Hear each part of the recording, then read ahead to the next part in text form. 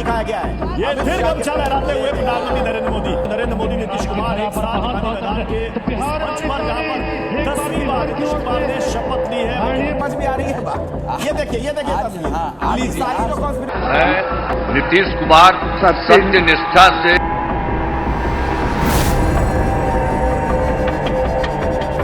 Hello नमस्कार सत श्री अकाल अस्सलाम वालेकुम। कैसे हैं जनाब? तो साहब, भाजपा को बधाई, जेडीयू को बधाई, नरेंद्र मोदी जी को बधाई, नीतीश कुमार जी को बधाई और सभी लोग जो भाजपा की चुनाव में जीत चाहते थे उन सबको लाख लाख बधाई। लेकिन वास्तव बात यह है कि इतनी बड़ी जीत होगी कोई कल्पना नहीं कर रहा था। जीत इतनी बड़ी कि लोग बौखला गए, परिवार टूट गए वगैरह वगैरह। राहुल गांधी बिहार से गायब हो गए और तेजस्वी को समझ में नहीं आ रहा कि लीडर ऑफ ऑपोजिशन अभी वाकई बनना चाहिए या नहीं बनना चाहिए। तो बहुत बड़ी जीत है।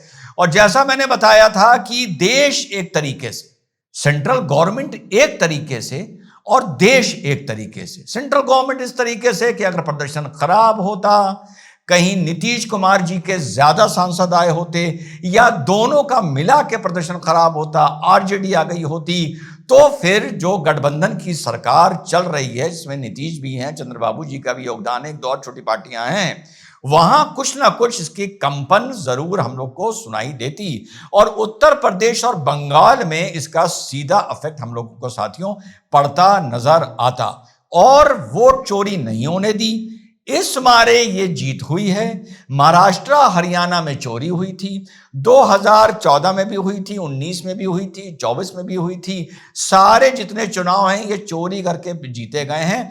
उस कुतर्क को एक बहुत बड़ा बल मिल जाता साथियों, तो वाकई ये जैसा मैंने बताया था कि परफेक्ट पिक्चर एंडिंग हुई है इस जीत की। और किस तरीके से आपने देखा नरेंद्र मोदी जी किस तरीके से जनता को प्रणाम कर रहे हैं, उस चीज से आप इस जीत का एक महत्व लगा सकते हैं साथियों कि नरेंद्र मोदी जी को खुद पता था कि बिहार की हार एक बहुत बड़ा सिलसिला राज्य के चुनाव में, उसके बाद 2027 और बंगाल के यही राज्य यूपी और वेस्ट बंगाल के चुनाव में, सेंट्रल गवर्नमेंट को लेकर, उसकी स्थिरता को लेकर, उसके बाद राहुल गांधी के कुतर्क को लेकर एक बहुत बड़ा भवंडर इस देश में राजनीतिक और इंस्टीट्यूशंस को लेकर, लोकतंत्र को लेकर राहुल गांधी खड़ा कर सकता था।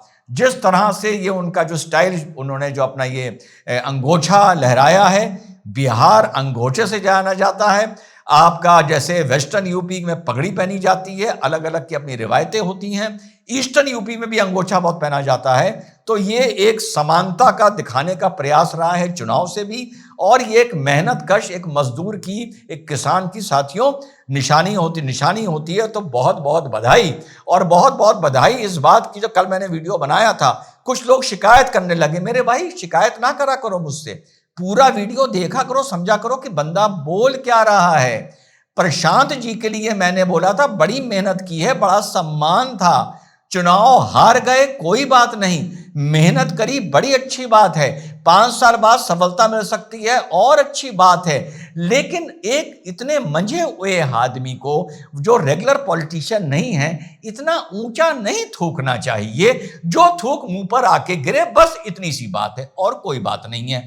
अब साहब देखते हैं, वैसे तो ये मजाक में आप इस बात को अच्छे मूड में एक बात समझ लें कि बिल्ली की भी 9 जिंदगियां मानी जाती हैं। तो भैया नीतीश कुमार 9 जिंदगियां तो पार कर गए और 10वीं बार नीतीश कुमार जी ने साथियों शपथ ले ली है। अब ये शपथ का सिलसिला 10 शपथ तक कैसे पहुंचा, ये अपने आप में साथियों बड़ी इंटरेस्टिंग बात है। आप लोगों को मजा आएगा। छोटा सा कंपाइलेशन लाया हूं, चलिए लुत्फ उठाते हैं कि नीतीश कुमार जी ने 9 शपथ कैसे ली या 10 शपथ कैसे ली। तो सर, सन 2000 में सबसे पहले नीतीश कुमार जी बिहार के मुख्यमंत्री बनते हैं। सरकार 7 दिन में ढम गिर जाती है, मेजॉरिटी नहीं स्टैब्लिश कर पाते। तो पहली शपथ सन 2000 में होती है। उसके बाद 2005 में एनडीए के साथ चुनाव लड़ते हैं, मुख्यमंत्री बनते हैं, तब 2005 में शपथ होती है। तीसरी शपथ होती है 2010 में, ये चुनाव भी एनडीए के साथ लड़ते हैं। उसके बाद 2014 में ये ना बीजेपी के साथ जाते हैं, ना आरजेडी के साथ जाते हैं, अपने दम पर कहते हैं मैं चुनाव लड़ूंगा और 2014 के लोकसभा चुनाव में इनको भारी हार का सामना करना पड़ता है। उसके चलते नैतिकता के आधार पर ये इस्तीफा दे देते हैं।